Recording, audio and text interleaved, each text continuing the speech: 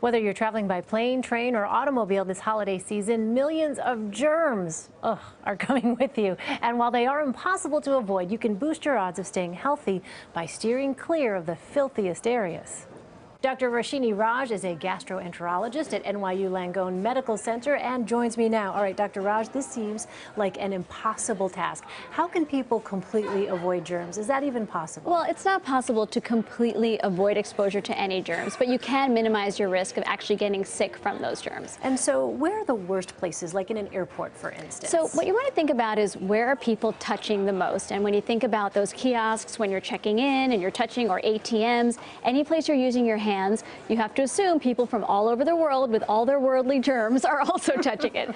So a couple things you can do. First of all, if you can use your knuckles, or even I like to use my gloves that still allow me to do the touch, because you're less likely to then transfer those germs to your own nose or mouth. And this is just a general rule of thumb. Be very mindful of when you're touching your face. That's how those germs are going to get into your body and make you sick. What else can people do when they are in these situations where you know a lot of other people have been in contact? Yeah, so when you're thinking about those foodborne germs and you're, let's say, in a food court in an airport, or even on the plane and you're getting the food, you want to make sure that you're really actually wiping down the tray that you're using. You don't want to use any loose utensils that may have been out and attracting germs, because again, this is another portal of entry into your body if you're eating something that's contaminated. So use those wipes. Hand sanitizer, you know, that's something I see a lot of people with those little portable hand sanitizer bottles. How effective? Right, so hand sanitizers are effective if you use them properly. So you want to make sure it has at least 60% of alcohol.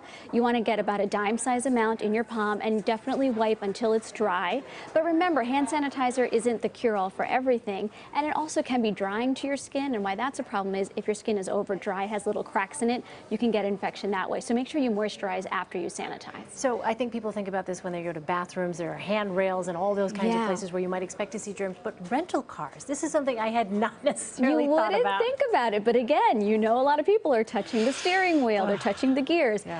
Having just a wipe handy to wipe it down before you use it, just like you might do at the gym, same thing. Anytime people are touching it, you don't want to be touching it. The radio too, radio dials. The knobs, all of that, yes, exactly. Okay, and so overall, what is it that you're saying to patients about how to stay healthy really this holiday season? Well, I think the basic message should be, what can you do personally to keep your immune system up? So in addition to all these tips we're talking about for germs, personally, what can you do? Getting enough sleep, making sure you minimize your alcohol intake, eating your fruits and vegetables. It sounds like kind of, yeah, we say it all the time, but that really does help boost your immune system, so you're less likely to get sick, even if those germs do get into your body. Good advice. And don't forget your flu shot. Don't forget your flu shot, important. Dr. Roshini Raj, thank you so much. Thank you.